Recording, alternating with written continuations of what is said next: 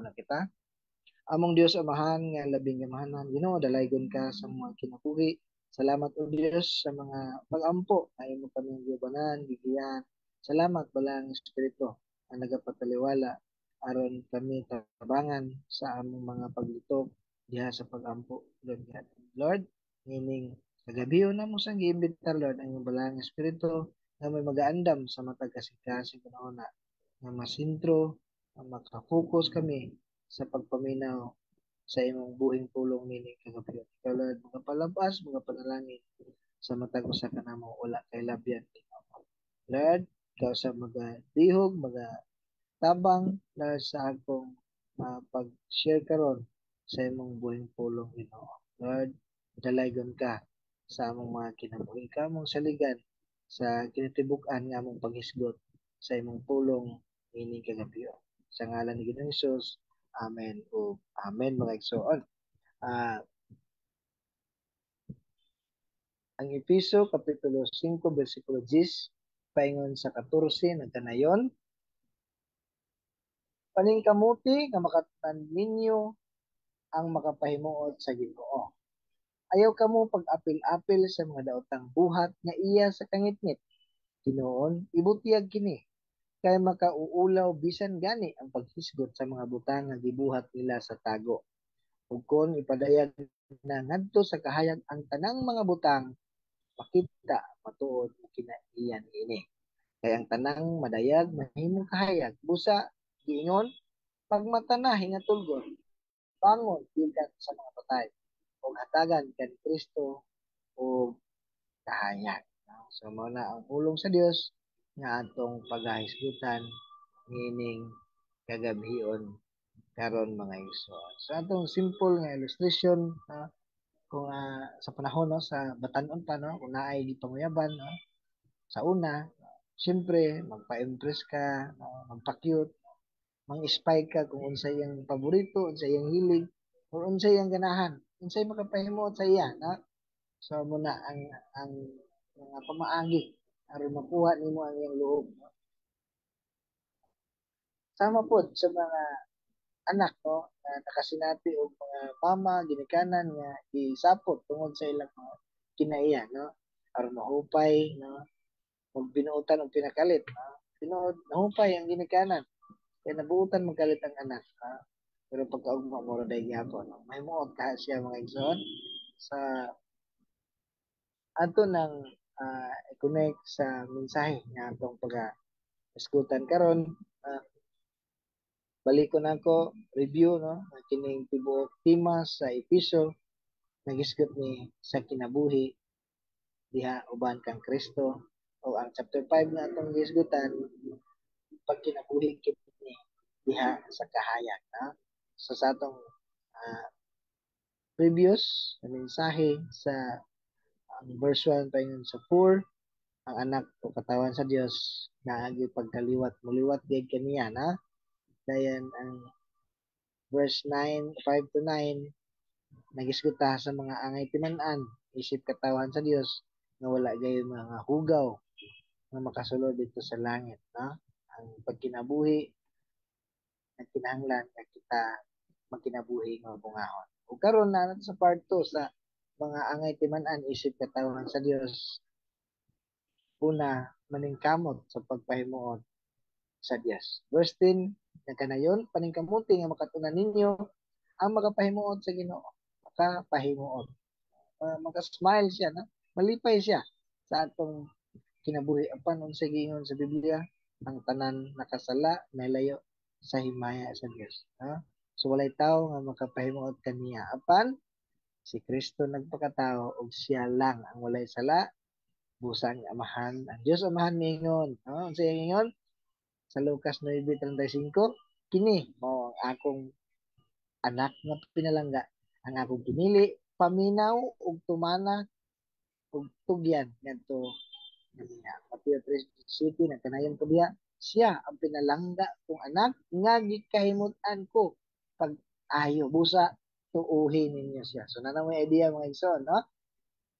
Sa unsa nga kita kahimut-an sa Dios, tumana, paminawa, tugyan ngadto kaniya ug sa katong sunod nga verse nga itong gibasa, tuuhi ninyo siya. Ang gingon sa English ya, with him I am well pleased. No?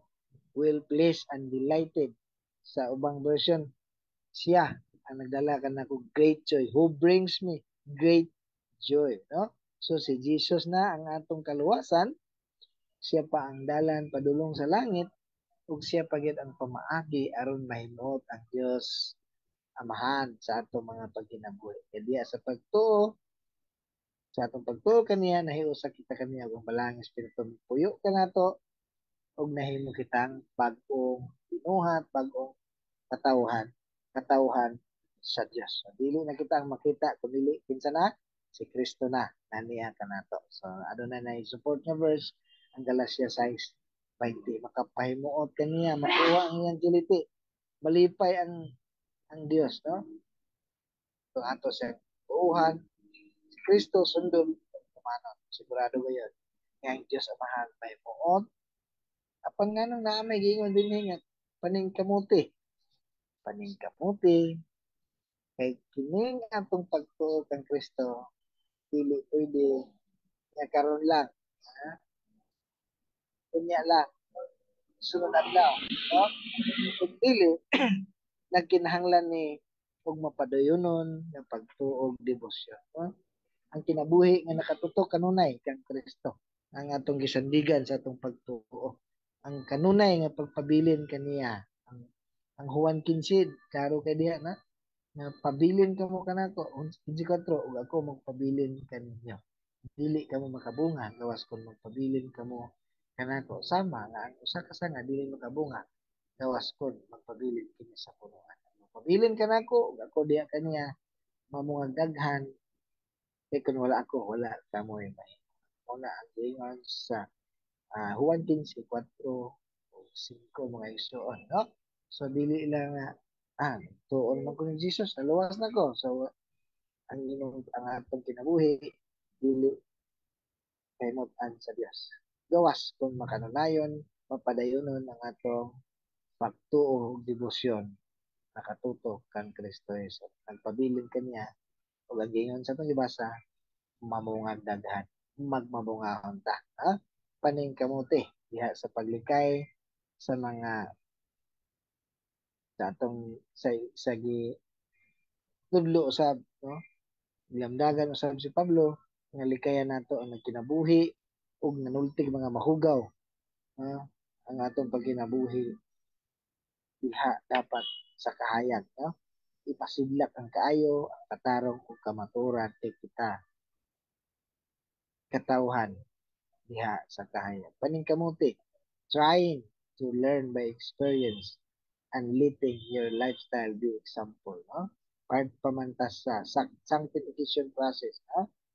Sa English ya, find out, carefully determine what pleases, what acceptable to God, no? Discern, test, and prove, no? Wala mga igsoon, no?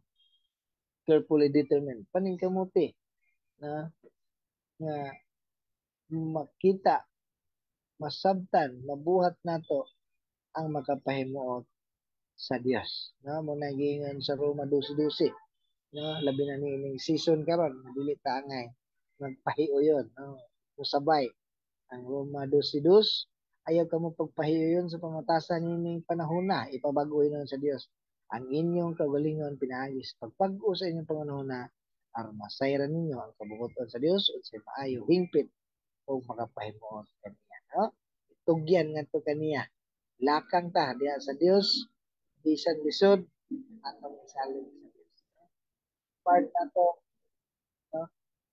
Mao gayud ang pagtugyan sa atong mga kagalingon ngadto sa Dios ang atong pagsunod kaniya bisan upward kayo, no? Upward kayo sa atong pagkatawhanon, no? Kay mo atong naandang nga buhaton dili na lugar ato buhaton, no? Karon nga bulan sa kuan Disyembre, so pagkinig ako kalipay nato, no? Ano, no?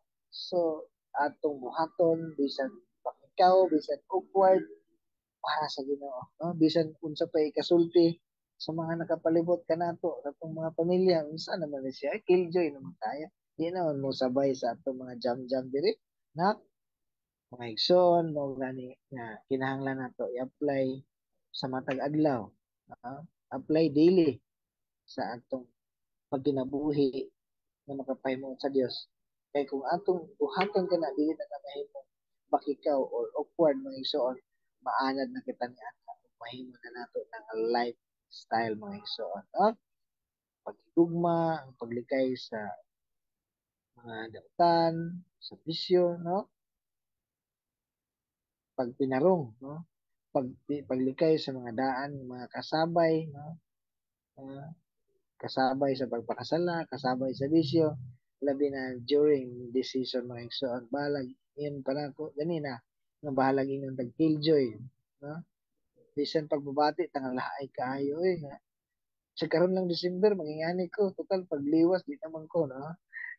Bisan mabati ta mga igsoon nga lahay kayo, boring kayong life, no? Kung wala akong mga amigo-amiga, mga pamilya nga musabay ko dapat sa ilang talang sa rabito ni karon rabito nga tuig, ha? Igsoon, padayon tang debosyon sa Ginoo, magkinabuhi na magkaymutan sa Dios, maglikay sa mga magduhig kanato maninintal diha sa pagpakasala, no? Paningkamuti na ay effort, discipline, no? Discipline mga igsoon, train up, no? Sa atong simple nga illustration, no? Unsay purpose nganong mag-exercise, no? Aron panington, aron ang atong lawas physically fit, no? Healthy, no? Mutubo nga lig-on, mabungahon, no? Daghan makapansin, ma-inspired, no? Pero mga igsoon, sa matag disiplina, matag exercise, naan gayoy kahago, na ay sakit, no? Gingon nga no pain, no gain, no? Nasa sport, no? Yun ang sa kasagaran tumadungog. To live is Christ, to die is gain. No? And to live is Christ na ay sacrificial, no? Na ay kasakit nga bation apan diha sa kamatayon adunay bunga, adunay ginansya, no? So, man pagpahimuot kung wala nakabalo, no? Sama sa opinion kaniya nga illustration sa primero, no? Imo gayong ispayan, sa bagay kay makapahimot niya sa imong ginikanan, example, sa kay makalipay niya, no? Kay kung wala takabalo sa makapahimuot kaniya, the more ta mulihok, the more po siya ni samot ang sapot, no? Magkaingon ka, unsa naman lay akong himuon nga, bisan unsa naman lay akong gihimo para malipay ka, suko ko mangyapon ka. Ay wala pa man mo na tugkad na ibalaan ang unsa gyud ang iya kay ano?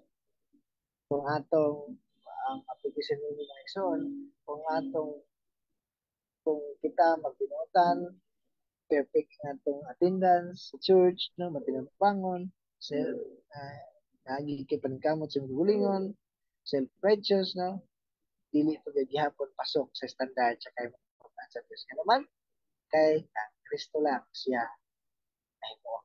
Tuuhi, sunda, tumana siya, o humot kita nga dawaton sa Dios nga iyang kahimutan. Kung magresulta ka na sa atong mga maayong buhay. Ang mga heroes of faith, no?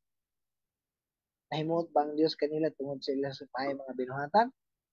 Nahimot ang Diyos kanila tungod kay silang tanan adunay pagtuo sa Diyos. So muna mga igsoon, mapadayunong pagtuo kang Ginoong Hesus diha sa atong uh, pagbasa sa pulong, pagpaminaw, pamalandungan, pagampo, no? Ug atong apply action, no? Diha magsugod, pagbiglisiw ang bunga sa kahayag nga gasa sa balang espiritu kanato mo. So, ang pagkamatarong ni Kristo pinagi sa pagto, no? Ang igsoon, ang kamaayo, ang kamatarong ug ang pagkinabuhi diya sa kamatuoran mao na nay manggawas sa atong mga kinabuhi kita na mapadayonon at tuo di nagdebosyon kang Kristo Jesus. Sunod mga igsoon, dili magilambigit sa mga daotang. Verse 11, ayaw ka mo pag-apil-apil sa mga daotang buhat nga iya sa kangit. Ginoon, ibutyag kini. Ayaw ka mo. So, sa previous nga mensahe na to, mao gyapon na itong mga basa, tagalan kayo, ayaw ka mo. Ayaw ka mo paggamit do ang mga pulong, ayaw ka mo patunto sa Ginoo ang mga pulong. Daghan kayong mga ayaw, no? Bawal, no? Pero wala ta ipugos nga tumano na to. Dapat, no? Tumano nyo na eh. No? It's up to you pag gihapon. It's up to me. Kahit freedom ang matag sa apan mo ani sa kabulahanan ang mutuman. Amen mga igsoon. Kung ang nagtudlo, ako nga nagtudlo, kami nga nagtudlo, ang mga alagad, mutuman. O ang gitudloan po na mutuman. Parehong mabulahan. Amen mga igsoon.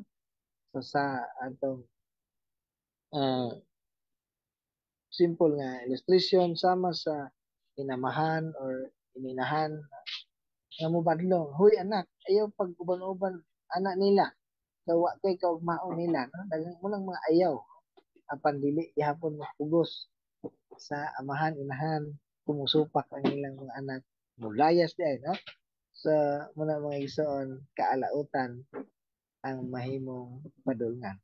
Ang involvement sa buhat sa kangit-ngit, muna siyang pagpamakak, pagpangdaot, bisyo, kahilayan, kalawayan, pagtuis, kamaturan, pagsimbag Diyos-Diyos, uban, uban pa, nagsoon, di palikay kita sa kaalautan. No?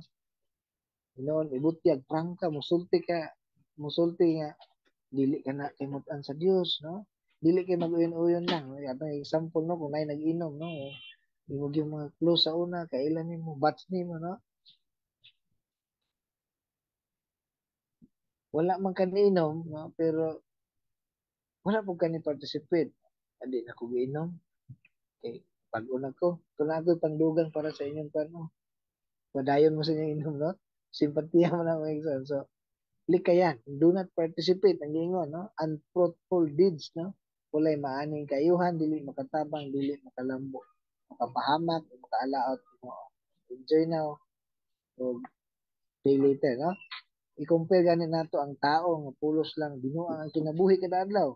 Kasamot kamaot kinabuhi, no? Kumpara sa tao nga kada adlaw nagadevosyonal, papadayonon nga nagadebosyon sa Dios, kada adlaw nagadugang ang ebalo og kaalam, magsamot kabuutan ang kinabuhi, anam kasanag kinabuhi mo so unfruitful or or fruitless, illustration nato na mga ison, no? Kung kabalo na ta nga ani nga prutas walay nada, kiniga pa mga tarong, kana papaghihapon ang atong itanong mga ison, siyempre dili iya, di ba? Kung sa buhion usab, no?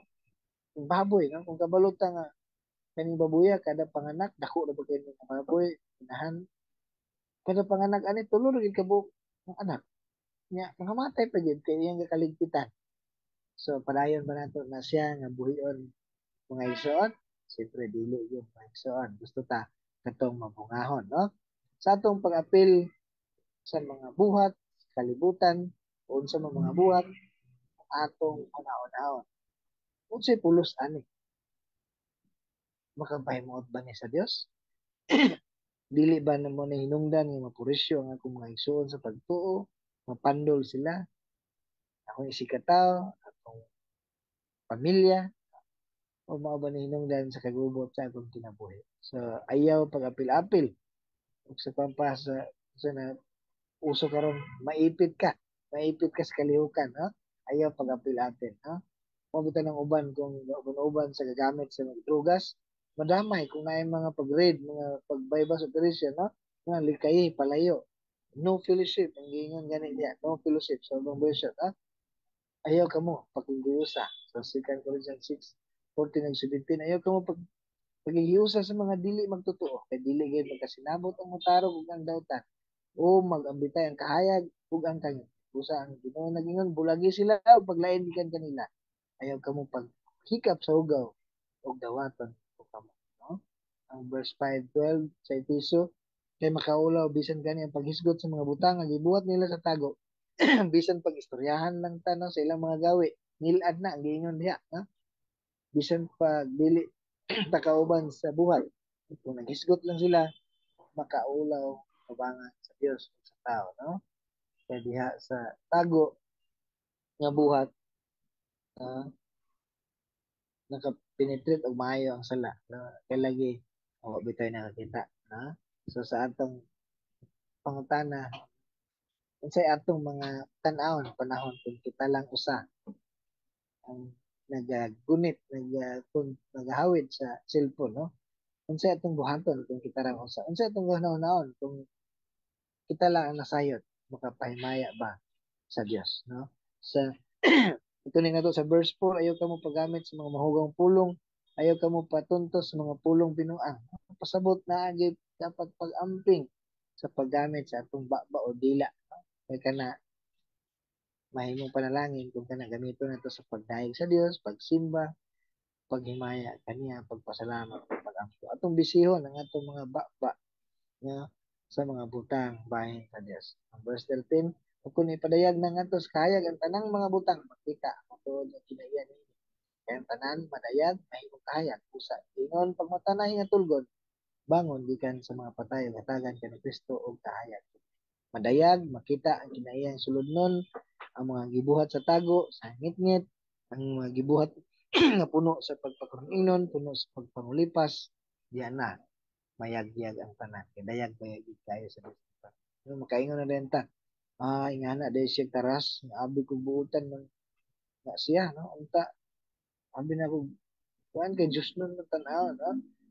Hayag ang Diyos, dayag kaniya ang tanan. Ulay, at tago, bisan gamay ka na, bisan pagtuwa ta sa ilalom sa yuta, bisan magtago tas pinakangit-ngit kay sa Dios, bisan ang kangit-ngit hayag alang kaniya. No? So muna mga igsoon, ang dawat ng Kristo, mahayagan gayod ang tibuok, ang tanang suok, nga bahin sa kinabuhi. Atagan ta ni Kristo sa kayang hawason ta niya aron kita moamag sa kalibutan. So muna mga igsoon, ang kaduhang parte mo nga atong timan-an kita isip katawan sa Dios adunay pagpaningkamot sa pagpahimuot kaniya diha sa mapadayonong pagtuo debosyon kang Kristo Jesus dili manilambigit sa mga dautan kay makakaulaw dayag sa Dios ang tanan. Muna nakaigo na ako, no? Kanang magbuhat tag sala o nakahana tag sala, kabalo man day ang Dios ana, no? Ug sa ko na agoy, mapriso ta, no? Kay agoy mahukman ta sa Dios, no? Una nga dali kay ta makapangayog pasaylo kung naa sa atong pagkinabuhi atong ginuna ang Dios, ang iyang kabalaan. So sa atong simple nga application mga igsoon sa panahon nga napasubo nato ang Dios, no? Imbis kay atong pahimutan, napasubo na nato, wala siya nahimuot sa pagkinabuhi. Una ang ingon na mangayo kitag pasaylo. No? Diha-diha, no? Ugang kinasing-kasing, o tinad-anay nga pagpangayo pasaylo, mubawi na. Daghan na dayong buhaton nga mahimuot ang iyang gusto pahimutan. O sama sa pang-example niya, nga gusto sa batanon pa, no? Gusto ka na kay panguyaban, nauyab mo, nakasala ka, mubawi ka, no? Kay buhaton nga para siya musalig balik sa imo. Mupod sa ginikanan, no? Kung sa puto na ginikanan, daghan kag buhaton aron siya mubalik mahimuot kanimo. So tanan makita sa Dios ang mga nagpahipi nga mga gawi ug nakita po niya ang matinud-anong kasing-kasing ug sigurado nga kini iya gayong panalangin. Amen mga igsoon. Ang katuyuan ni ining tanan aron dili kita maulawan, no? Nang iyang gimanduan nga dili ta mga pilapil, di mo mga pilapil sa mga daotang gawi. Hinoon, paningkamot sa pagpahimuot sa Dios. No? Ibutiyag ang dautan, pagmata, pangon. No? So sa atong conclusion, mga igsoon, muna ang atong mga isip kita, katawan man sa Dios, tungod sa itong pagdawat, pagtuon ni Kristo Jesus, na nahimutan niyang anak, nahimutan anak sa Dios, o atong klaro na nasabtan nga kita makasulod lamang sa langit kung kita hinlo na tungkol sa itong pagtuo kay Kristo Jesus o kita kahimot-an niya tungod sa itong mapadayon ng pagtuo, debosyon kay Kristo Jesus, paglikay sa mga dautan, kinasayod ta nga dayag ang tanan sa Dios. Amen mga igsoon. O diha natapos ang atong pagisgot sa pulong sa Dios, atong panginaot nga pananginan na bless adunay mga pagtulunan nga nitatak gayud sa matag kasing-kasing una-una. Pagampo ta, labing gamahanan nga Dios ang mga mahal sa langit. Ginoo, daghan kay salamat Lord God sa imong pagpaabot, sa imong buhing tulong, ining kagabion. Among pagampo man nga manalangin ka dahil sa mga pulong nga napaabot sa matag usa nga among kini ma-apply sa matag kinabuhi, matag sitwasyon Lord nga gaka hinagbo Ginoo matag adlaw tabangi kami balangin espiritu sa pagpahinumdom na kami ang mapadayonon ng magdebosyon diha ng Kristo Jesus diha sa pulong diha sa pag-ampo pagpasalamat ang pagkinabuhi ng magpahimuot sa Dios. Lord, dili kanina mo mahimo kung wala ikaw. Dili kami magmubunga o dili kami magpabilin ng Kristo Jesus. Dalaygon ko Dios sa ngalan ni Ginoong Jesus. Amen. O Amen mga igsoon.